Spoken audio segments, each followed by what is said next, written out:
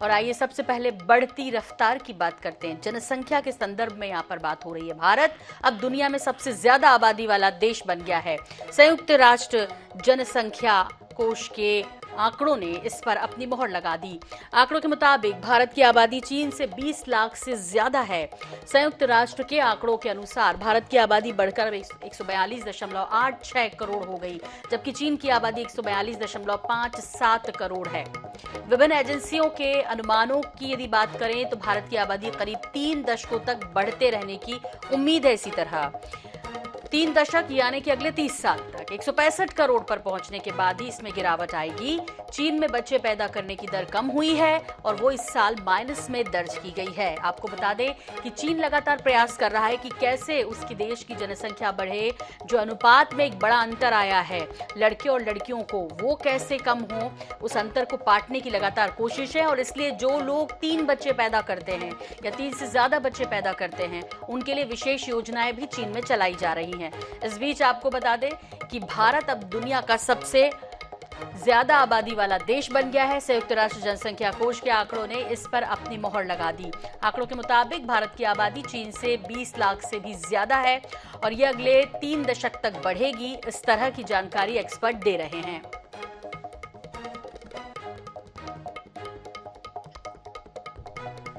वरिष्ठ पत्रकार श्रवण गर्ग जी हमारे साथ जुड़ रहे हैं। इस विषय पर उनसे और डिटेल से जानने की कोशिश करते हैं। श्रवण जी, भारत के लिए ये अच्छी बात है या कहीं आने वाले वक्त में कुछ आशंकाएं, कुछ संकट हो सकता है? किस तरह देख रहे हैं इस खबर को कि दुनिया में सबसे ज्यादा आबादी वाला देश अब हिंदुस्तान है? देखिए, इसमें मेरा जो मानना है वो ये है कि ये कोई बहुत गर्व करने की बात नहीं। मैं उसका एक कारण बताता हूँ। हम दुनिया के सबसे अधिक आबादी वाले देश तो हो गए, पर क्या हम दुनिया की सबसे बड़ी आर्थिक शक्ति हो गए? क्या बड़ी ताकत हो गई? चीन ने हमारी जमीन पर जब कब्जा किया और उसको लेकर जब हमारे विदेश मंत्री से सवाल किया गया कि आप चीन के खिलाफ भारत कार्रवाई क्यों नहीं कर रहा, तो हमारे विदेश मंत्री कहते हैं कि हम एक हमसे बड़ी आर्थिक शक्ति से मुकाबला कैसे कर सकते हैं। अब आप ये इसमें से अर्थ निकालिए कि चीन हमसे बड़ी आर्थिक शक्ति है और हमारे पास आबादी ज्यादा है। हम इस आबादी का क्या कर सकते हैं? हमारे यहाँ 66% आबादी कहते हैं 35 साल से कम उम्र की है, पर हमारे यहाँ रोजगार कितने लोगों के हाथों में? चीन के वर्क फोर्स में महिलाओं की भागीदारी 61% बताते हैं, जबकि भारत में 20%। हमारे यहाँ अभी 80 करोड़ से ज्यादा लोगों को मुफ्त का अनाज दे रहे हैं। इसका मतलब यह है कि जितनी ज्यादा आबादी बढ़ेगी उतने ज्यादा लोगों को मुफ्त का अनाज देना पड़ेगा। हमारे यहाँ से रोजगार की तलाश में लोग लगातार देश के बाहर जा रहे हैं। तो सवाल ये है कि हमारे पास 66% आबादी 65 साल से कम उम्र की है, पर रोजगार कितने लोगों के हाथों में है? और चीन की आबादी अगर कम भी है, चीन हालांकि कोशिश कर रहा है कि वहां अपने आबादी बढ़ाए, क्योंकि चीन में दिक्कत यह है कि एक स्थिति के बाद वहां बूढ़े ज्यादा हो जाएंगे और नौजवान कम रहेंगे। पर सवाल ये, और वो काफी उपाय कर रहे हैं उसके लिए, वो इंसेंटिव दे रहे हैं। पहले उनके यहाँ नियम था 1 बच्चा ही हो सकता है, फिर अब 2 पर हो गया, फिर अब ज्यादा बच्चे भी अगर होते हैं तो सरकार उसके लिए काफी मदद दे रही है। हाँ, स्पेशल उनको ट्रीटमेंट दिया जाएगा। श्रवण जी, लेकिन ये कुछ रिपोर्ट्स कह रही थी कि जब भारत में आबादी बढ़ी, इसका मतलब ये है कि अब वो विश्व शक्ति के रूप में उभरेगा क्योंकि उसके पास मेन पावर बहुत है। तो इसे किस तरह से देखा जाना चाहिए? ये ठीक है या अभी उनके लिए उतना काम भी नहीं है, या उस मेन पावर का उतना इस्तेमाल भी भारत करना नहीं जान रहा है? सवाल ये है कि आपके पास कमाने वाले हाथ कितने हैं? परिवार के सदस्य ज्यादा हो जाएं और कमाने वाले हाथ कम रहें तो उस पर आप जो चीन में लोग बच्चे पैदा नहीं कर रहे हैं, या जापान में नहीं कर रहे हैं, या दक्षिण कोरिया में नहीं कर रहे हैं, उसके पीछे उनका तर्क ये है कि इतनी ज्यादा कॉस्ट ऑफ लिविंग है कि वो अपने बच्चों को एक बेहतर जिंदगी नहीं दे सकते और बेहतर क्वालिटी ऑफ लाइफ नहीं दे सकते और उनको पढ़ा नहीं सकते, तमाम चीजें नहीं कर सकते। हमारे यहाँ क्या उस तरह की व्यवस्थाएं हैं क्या? मैं आपको एक आंकड़ा देता हूँ कि आजादी जब मिली हमको 1947 में, तब हमारे यहाँ की आबादी 35 करोड़ थी और 2014 तक हमारे यहाँ 2014 में हमारे यहाँ 130 करोड़ आबादी थी और पिछले 10 सालों में 140 करोड़ हो गई। इसका मतलब है कि हर साल हमारे यहाँ 1 करोड़ लोग, 1 करोड़ बच्चे जन्म ले रहे हैं। अब आप मानिए कि क्या हमारे यहाँ 1 करोड़ बच्चे जन्म ले रहे हैं और मृत्यु दर पर भी नियंत्रण हो रहा है, बेहतर चिकित्सा की सुविधाएं हैं, लोगों का लाइफ स्पान बढ़ रहा है, तो हमारे यहाँ क्या उस हिसाब से लोगों को हमारी आर्थिक शक्ति, हमारी क्रय शक्ति, हमारा रोजगार, मैन्युफैक्चरिंग सेक्टर में हम कितनी तरक्की कर रहे हैं चीन के मुकाबले? ठीक। संजीव श्रीवास्तव जी भी हमारे साथ जुड़ रहे हैं, जो कि विदेशी मामलों के जानकार हैं। संजीव जी, आपसे समझना चाहेंगे कि सबसे ज्यादा आबादी वाला देश हो गया भारत, अब संयुक्त राष्ट्र ने ये ऐलान किया। ऐसे में पूरी दुनिया के संदर्भ में देखें और विशेषकर भारत के संदर्भ में देखें तो ये जो बात है, ये खुशी वाली है या चिंता करने वाली है? देखिए, ये जो तथ्य सामने आया है कि भारत अब सबसे अधिक जनसंख्या वाला राष्ट्र पूरे विश्व में बन गया है, ये एक खुशी का भी अवसर हो सकता है यदि हम इस पूरे जनसंख्या को बेहतर तरीके से नर्चर कर पाएं, बेहतर तरीके से इसकी देख रेख कर पाएं और इसका इस्तेमाल अपने राष्ट्र के विकास में कर पाएं। और यदि हम अपनी जो पॉपुलेशन को बेहतर तरीके से नर्चर करते हैं तो ये हमारे लिए एसेट है, और यदि हम इसको ठीक तरीके से नर्चर नहीं करते हैं, ठीक तरीके से इसकी देखभाल नहीं करते हैं और इसका यूटिलाइजेशन नहीं करते हैं, तो हमारे लिए एक लायबिलिटी हो जाएगी और जाहिर है कि तब एक चिंता का विषय होगा। और ये जो इसको हम खुशी के तौर पर देखें या इसके ऊपर दुख मनाएं, ये हमारे अपने ऊपर निर्भर करता है।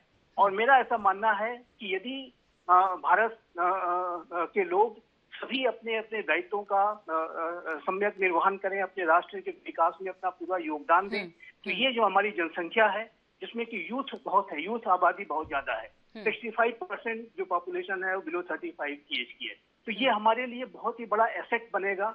और भारत विश्व में जो एक सुपर पावर बनने की राह पे है, उसमें जाहिर है कि ये हमारे लिए एक डिविडेंड का कार्य करेगा, डेमोग्राफिक डिविडेंड जिसको कहते हैं।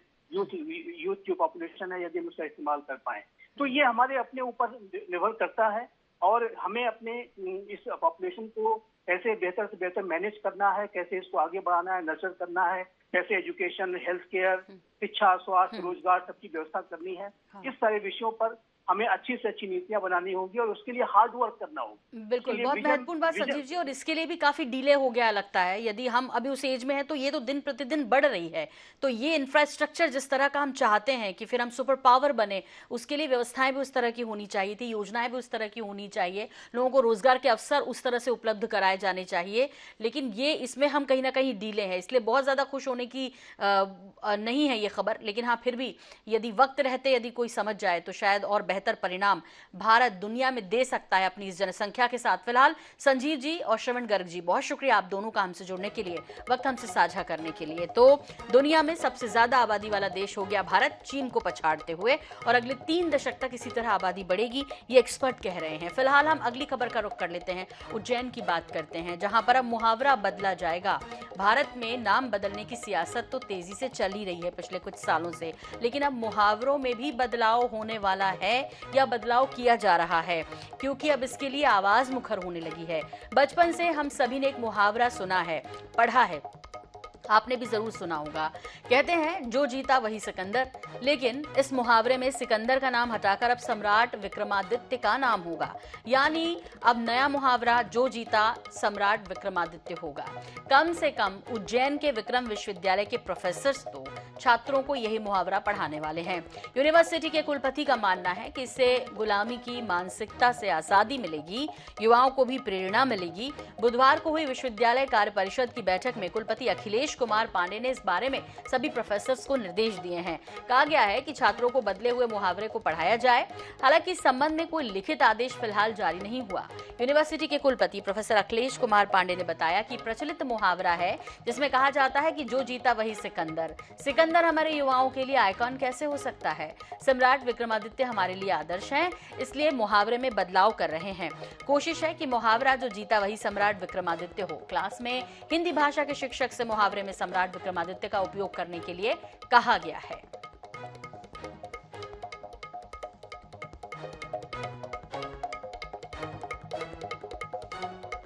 तो प्रोफेसर अखिलेश कुमार, भारतवर्ष विकसित राष्ट्र होगा, कैसे विश्व गुरु होगा, उन्होंने दो बहुत महत्वपूर्ण संकल्प युवाओं को दिए थे। एक था कि विरासत पर गर्व, दूसरा था गुलामी से मुक्ति, जिसका जिक्र जो है हमारे माननीय प्रधानमंत्री जी ने लाल किले से भी किया था। उसमें था कि विरासत पर गर्व कैसे होगा। जब तक हम अपनी विरासत को युवाओं के बीच में लाएंगे नहीं, तब तक ये कैसे वो इस बात को सीखेंगे। और दूसरा, गुलामी से मुक्ति कैसे मिलेगी जब हम गुलामी के बहुत सारे जो हमारे चिन्ह हैं उनको मिटाएंगे नहीं। विक्रम विश्वविद्यालय महान सम्राट विक्रमादित्य के नाम पे स्थापित हुआ है। यहाँ पे बच्चों को ये जानना बहुत ज़रूरी है कि विक्रमादित्य का क्या गौरवशाली इतिहास रहा, उनका साम्राज्य क्या रहा है। तो सम्राट विक्रमादित्य भारत की प्राचीन नगरी उज्जैनी के राज सिंहासन पर बैठे विक्रमादित्य ज्ञानी, वीर और उदारशील के साथ ही पराक्रमी भी थे। इतिहास में वे सबसे लोकप्रिय और न्यायप्रिय राजाओं में से एक माने जाते हैं और इसीलिए प्रोफेसर अखिलेश कुमार पांडे का ये मानना है कि हमारे पास जब इतिहास में इस तरह के महान राजा और उनके उदाहरण मौजूद हैं तो फिर हम सिकंदर का जिक्र क्यों करें और क्यों ना इस मुहावरे को बदल दें। राहुल यादव हमारे साथ जुड़ गए हैं, उज्जैन संवाददाता। राहुल, आपसे समझना चाहेंगे जो प्रोफेसर ने कहा है, कुलपति ने जो कहा है, दरअसल उसके बाद किस तरह की प्रतिक्रिया, क्योंकि अब जो यूनिवर्सिटी है वहां तो कम से कम ये मुहावरा जो है पढ़ाया जाएगा, इसे उपयोग में लाया जाएगा। देखिए, कुलपति प्रोफेसर अखिलेश पांडे का यह कहना है इस मामले में कि किसी दिन जब वे उनके स्टाफ के साथ बैठे थे तभी ये बात निकली कि जो जीता वही सिकंदर। तो उनका यह सोचना था कि हम विक्रम विश्वविद्यालय में जो है हम पढ़ाते हैं और यहाँ पर ही हम जो है सर्विस कर रहे हैं, तो हमारे लिए जो है राजा विक्रमादित्य ही सर्वश्रेष्ठ है। तो ऐसे में उन्होंने इस बात को ध्यान में रखते हुए इस मुहावरे को बदलने की बात सबके सामने रखी, जहाँ पर जो है विक्रम विश्वविद्यालय की कल जो बैठक हुई, बैठक के दौरान जो है इसको निर्णय लिया गया। और कुलपति यहाँ पर राहुल आपको रोकना चाहूंगी, अखिलेश कुमार पांडे जी कुलपति जो कि हमारे साथ जुड़ गए हैं इस वक्त और जिन्होंने ये कहा कि ये मुहावरे को बदला जाना चाहिए, इसलिए भी बदला जाना चाहिए कि विक्रमादित्य ने विश्व की सबसे मजबूत सेना बना दी थी और जाहिर तौर पर फिर हम सिकंदर को क्यों याद करें। अखिलेश जी, आपसे समझना चाहेंगे ये जो मुहावरा बदलने की बात निकली और आप इसको कम से कम यूनिवर्सिटी में तो अब शुरू करने जा रहे हैं, ये निर्णय क्यों लिया या इसके पीछे आपको क्या लगता है कि ऐसा क्यों होना चाहिए?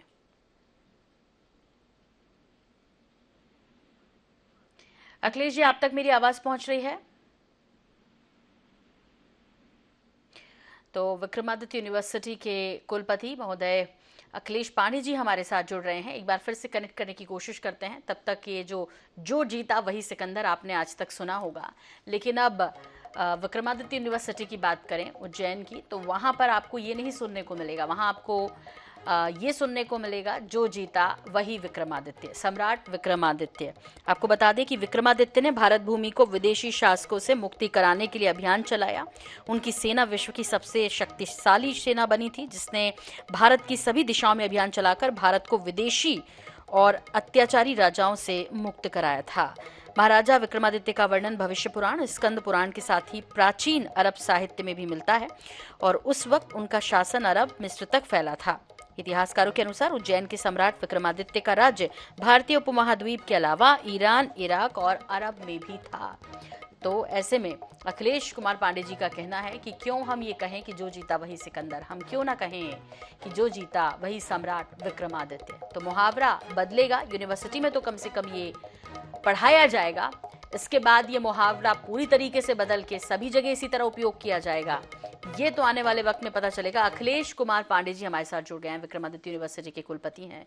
अखिलेश जी, ये विचार कैसे मन में आया और क्या चाहते हैं इससे संबंधित? अब आप क्या उम्मीद कर रहे हैं कि विक्रमादित्य, सम्राट विक्रमादित्य का नाम सिकंदर की जगह होना चाहिए?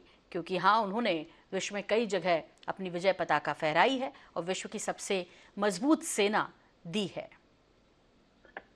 मैडम, मैं एक चीज आपको बताना चाहूंगा। स्वामी विवेकानंद जी ने बहुत पहले जो है उन्होंने ये बात कही थी कि भारतवर्ष एक विश्व गुरु पुनः 2050 में होगा, और उन्होंने 5 संकल्प उसके रखे हुए थे जो युवाओं को उस संकल्प को पूरा करना है। उसमें सबसे पहला संकल्प था विरासत पर गर्व, दूसरा संकल्प था उनका गुलामी से मुक्ति जी। इस दोनों ही संकल्पों का जिक्र प्रधानमंत्री जी ने लाल किले से भी किया था। विक्रम विश्वविद्यालय सम्राट विक्रमादित्य के नाम पे यह विश्वविद्यालय है। बार बार सब हमारे संस्थानों में, शिक्षण संस्थानों में बात आती है जो जीता वही सिकंदर। सिकंदर हमारे युवाओं का आइकॉन नहीं हो सकता। हमारे लिए हमारा विश्वविद्यालय है, वो हमारा आइकॉन सम्राट विक्रमादित्य है। हम अपनी विरासत को बच्चों में बताने के लिए ये प्रोग्राम, ये ठीक है। तरीके आप उम्मीद कर रहे हैं कि इसको पूरी तरीके से पूरे देश में इसको उपयोग होना चाहिए, जहां भी इसका उपयोग हो इसी तरह होना चाहिए? इस तरीके के जितने भी मुहावरे हैं जो हमारे आतंकियों, मतलब आतंक जो हमारे आक्रमण करता रहे या दूसरे, जहां भी हमें गुलामी से जरा से भी महसूस हो, ये सारे बदलने चाहिए। ठीक, बहुत बहुत शुक्रिया अखिलेश जी हमसे बात करने के लिए। तो अखिलेश जी ने प्रण लिया कि ये बदला जाना चाहिए। फिलहाल यूनिवर्सिटी में, चूंकि वो कुलपति हैं, यही पढ़ाया जाएगा। बाकी उन्होंने स्वामी विवेकानंद जी का भी जिक्र किया कि 2050 में विश्व गुरु यदि बनना है तो फिर ऐसे में ये सब करने की ज़रूरत है, और जो पढ़ाया जा रहा है आक्रांताओं के बारे में, उनको वहाँ से हटाकर हमारे भारत के जो ऐसे गुरु हैं जिन्होंने कोई शिक्षा दी है, जिन्होंने विश्व में ऐसा नाम किया है, तो मुहावरों में उनका नाम कम से कम ज़रूर उपयोग किया जाना चाहिए, ताकि आने वाली भविष्य जो पीढ़ी है वो इसे समझे, हमारे इतिहास को जाने, हमारी विरासत को समझे। फिलहाल तीसरी और आखिरी खबर का रुख करते हैं। चलती ट्रेनों को लाल झंडी। जी हाँ, रेल यात्रियों की परेशानी पर मुख्यमंत्री भूपेश बघेल ने ट्वीट कर केंद्र सरकार पर निशाना साधा। उन्होंने कहा कि जो ट्रेनें विज्ञापनों में चलती हैं उन्हें हर रोज हरी झंडी दिखा रहे हैं, और जो पटरियों पर चलती हैं उन्हें हर रोज लाल झंडी दिखा रहे हैं। आखिर जनता को कब तक परेशानी का सामना करना पड़ेगा? जाहिर तौर पर वंदे भारत को लेकर ये कमेंट था। बता दें कि बुधवार को शहडोल के पास 2 मालगाड़ियों के बीच भिड़ंत हुई। बिलासपुर कटनी रेल मार्ग के साथ साथ अन्य रूट पर आवागमन बाधित हो गया। ऐसे में बड़ी संख्या में यात्री एक स्थान पर फंसे रह गए। कई ट्रेनों को रद्द कर दिया गया। कटनी रूट से आने वाली ट्रेनों के रद्द होने से बिलासपुर के उसलापुर से लेकर रायपुर रेलवे स्टेशन में फंसे यात्रियों को परेशानी का सामना भी करना पड़ा। इधर रायपुर में लगातार यदि बात की जाए तो राजधानी में आने वाले वक्त में भी एक बड़ा ब्रेक मिलने वाला है ट्रेनों को, क्योंकि वहां पर फिर मेंटेनेंस का काम होना है, ये अलग बात। लेकिन मुख्यमंत्री भूपेश बघेल ने ये कहा कि क्यों लाल झंडी, जो यात्री ट्रेनें हैं उनको और विज्ञापनों वाली ट्रेनों को हरी झंडी दिखाई जा रही है। इससे यात्रियों को परेशानी हो रही है, क्योंकि अब बच्चों की समर वैकेशंस लगेंगे और उस दौरान आवाजाही ज़्यादा रहती है, लोगों के पास छुट्टियां होती हैं, तो लोग इधर से उधर जाना भी शुरू करते हैं।